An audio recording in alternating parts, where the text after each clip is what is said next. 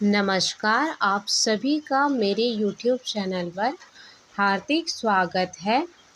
आज श्रावण मास महात्म का छठा अध्याय सुनेंगे, तो चलिए सुनते हैं। सनत कुमार बोले, हे भगवान, मैंने रविवार का हर्षकार महात्म सुन लिया। अब आप श्रावण मास में सोमवार का महात्म मुझे बताएं। ईश्वर बोले, हे सनत कुमार, सूर्य मेरा नेत्र है, उसका महात्म्य इतना श्रेष्ठ है, तो फिर उमा सहित सोम मेरे नाम वाले उस सोमवार का कहानी ही क्या। उसका जो महात्म मेरे लिए वर्णन के योग्य है, उसे मैं आपसे कहता हूँ। सोम चंद्रमा का नाम है और यह ब्राह्मणों का राजा है। यज्ञों का साधन भी सोम है। उस सोम के नाम के कारणों को आप सावधान होकर मुझसे सुनिए, क्योंकि यह वार मेरा ही स्वरूप है। अतः उसे सोम कहा गया है, इसलिए यह समस्त राज्य का प्रदाता तथा श्रेष्ठ है। व्रत करने वाले को यह संपूर्ण राज्य का फल देने वाला है। हे विप्र, उसकी विधि सुने, मैं आपको विस्तार पूर्वक बता रहा हूँ। 12 महीने में सोमवार अत्यंत श्रेष्ठ है। उस मासों में यदि सोमवार व्रत करने में असमर्थ हो तो श्रावण मास में इसे अवश्य करनी चाहिए। इस मास में इस व्रत को करके मनुष्य वर्ष भर के लिए व्रत का फल प्राप्त करता है। श्रावण में शुक्ल पक्ष के प्रथम सोमवार को यह संकल्प करे कि मैं विधिवत इस व्रत को करूँगा, यह करूँगी। शिवजी मुझ पर प्रसन्न हो। इस प्रकार चारों सोमवार के दिन, और यदि 5 हो तो उसमें भी प्रातः काल यह संकल्प करें और रात्रि में शिव जी का पूजन करें। 16 उपचार से सायंकाल में भी शिव जी की पूजा करें और एकाग्रचर्य होकर इस दिव्य कथा का श्रवण करें। हे सनत कुमार, इस सोमवार की कही जाने वाली विधि को अब मुझसे सुनिए।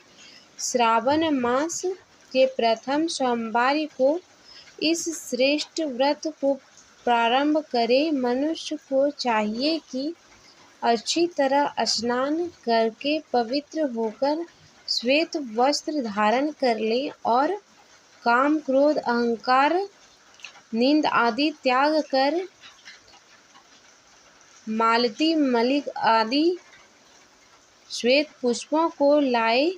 उनके अतिरिक्त अन्य विधित पुष्पों से तथा अभीष्ट पूजनों के दौरान मंत्रों का उच्चारण करते हुए पूजा करें।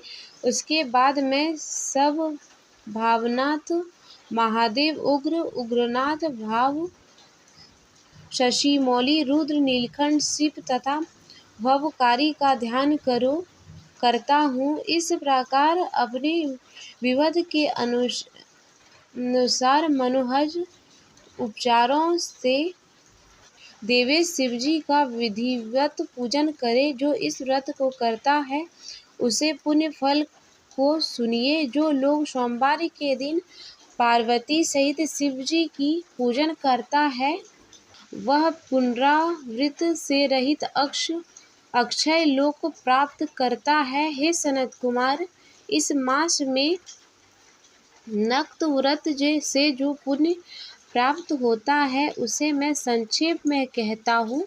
देवताओं तथा दानवों से भी अभेद 7 जन्मों का अजित पाप नख भोजन से नष्ट हो जाता है।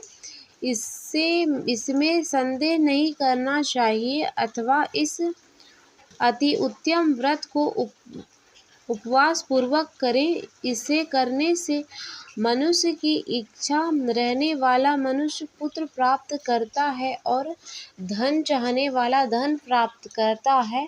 वह जिस जिस मनोकामना से करता है उसकी यह मनोकामना सारी पूर्ण हो जाती है। उसके बाद एक दिव्य तथा शुभ लिंग त्रोभ मंडल बनाए तथा उसमें 2 श्वेत वस्त्रों से युक्त एक घट स्थापित करे। घट के ऊपर तांबे अथवा बांस का बना हुआ कांसा का बना हुआ पात्र रखे और उसके ऊपर उमा सहित शिव को स्थापित करे। उसके बाद स्तुति श्रुति तथा पुराणों में कहे गए मंत्र से शिव की पूजा करे। पुष्पों का मंडल बनाए तथा उसके ऊपर सुंदर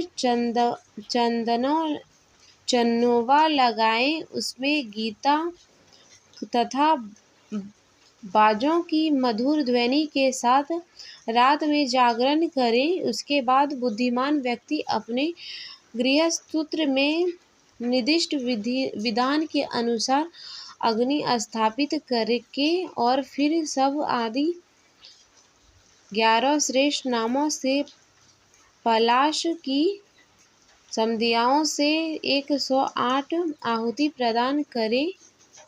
उसके बाद स्फटिक होम करके पूर्णाहुति देकर आचार्य का पूजन करे और बाद में उन्हें गो प्रदान करे।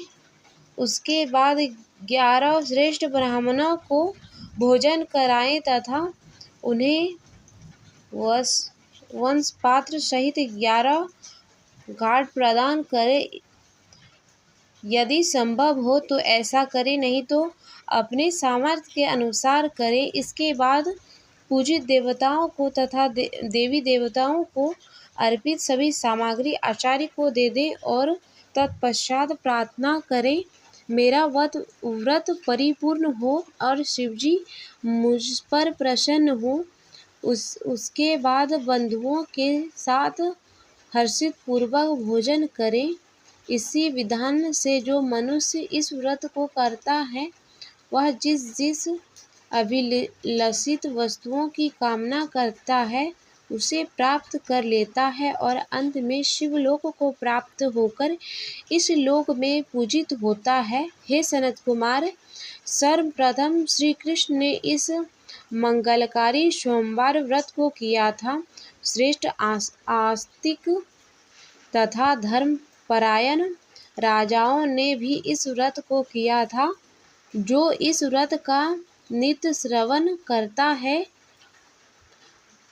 वह भी उस व्रत के करने का फल प्राप्त करता है।